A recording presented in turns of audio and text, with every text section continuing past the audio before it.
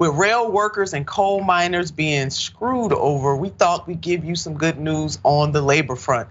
Let's take a look at this headline from The Lever. You love to see it. A labor revolution arrives in the South. On November 17th, hundreds of service workers from across the South launched the Union of Southern Service Workers during a 3-day labor summit in Columbia, South Carolina. Y'all better do that. The new organization grew out of the Southern branch of the Fight for 15, a movement to raise minimum wage laws that brought together workers at hotels, gas stations, retail, home care, and restaurants during the pandemic to fight for better working conditions. 7 of the 10 states with the lowest union membership are located in the South, where fewer than 2% of wage and salary workers are union members. Go ahead, Ricardo from The Lever. And then his last point, through strikes, outreach and door knocking, cross-sector organizing, and the anti-racist historical analysis, USSW organizers have promised to win fair pay and better working conditions by any means necessary. Go ahead and quote Minister Malcolm X for the hundreds of thousands of workers in the service industry in the South. Mayor, this is beautiful news.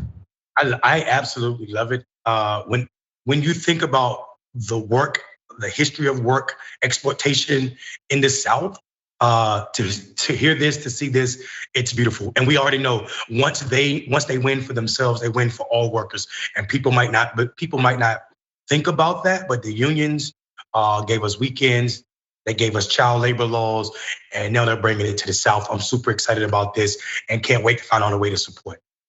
Oh, me too, man. I am right there. Just know you got our support, and look forward to interviewing folks from this new organization. What a great way to organize. And let's put up this graphic. Let us not forget that the average salary for service workers in the South, $26,500. I mean, really? Nobody can really live off of that, especially today. This is not good at all. And so you got to organize and have solidarity one to another. So if you do the math, that's about $13 an hour. It is absolutely not enough to live a good life, and it forces people to work multiple jobs.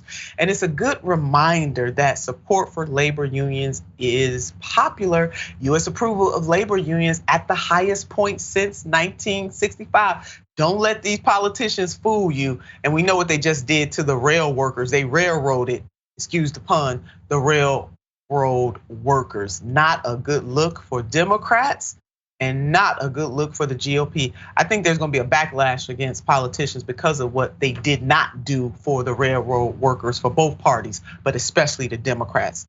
Mayor? Yeah, I think you can't say you are on the side of workers and be happy with that deal. I am disgusted, and we should acknowledge Senator Bernie Sanders did vote against that because he stands for workers every chance he gets. It is absolutely disgusting that this president, who claimed he's from a union family, from a union town, to sign this bill is absolutely disgusting and turn his back on workers in this manner. It will absolutely have ramifications for both parties. For sure. Yeah, I agree with you, Mayor. Yes, and shout out to Senator Bernard Sanders. Shout out to the 5 senators that voted against the bill, and we had several members in the House vote against the bill as well to stand up for workers. So shout out for all of them.